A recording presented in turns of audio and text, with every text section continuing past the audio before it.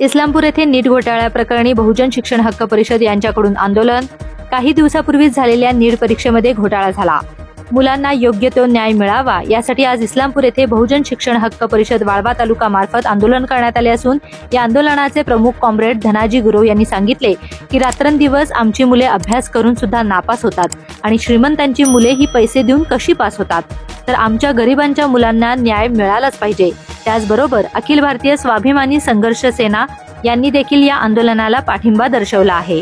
या आंदोलनामध्ये प्राध्यापक शामराव पाटील अण्णा, माननीय शहाजी पाटील बापू, जितेंद्र पाटील भाऊ, प्राध्यापक LD पाटील, माननीय BG पाटील काका, ॲडव्होकेट मनीषा रोटेमाई, माननीय संजय बनसोडे, माननीय उदय सरनोपत, माननीय उमेश कुरळपकर, माननीय रवी चौधरी व माननीय विजय महाडिक आदी लोक उपस्थित होते.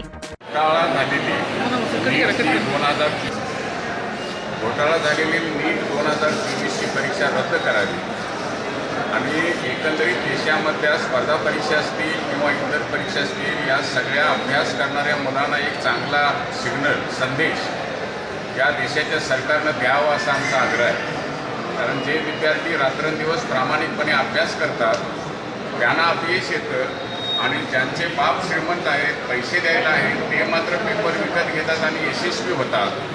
ते बुद्धिवान असलेल्याला अपयश द्यायचं आणि बुद्धी नसलेल्याला पैसे असलेल्याला मात्र यश द्यायचं, यातून संपूर्ण देशाचं भवितव्य अंधारात जाणार आहे.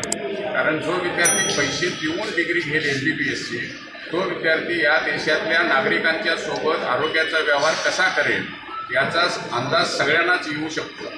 म्हणून संपूर्ण देशाच्यासाठी आणि देशातल्या युवकांच्यासाठी सरकारनं हा संदेश दिला पाहिजे की इथून पुढच्या काळामध्ये कोणत्याही स्पर्धा परीक्षेमध्ये भ्रष्टाचार होणार नाही.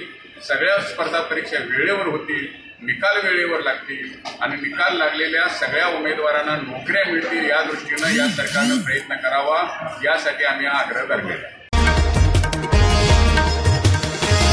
सांगली डिजिटल जमाना, डिजिटल बातम्या.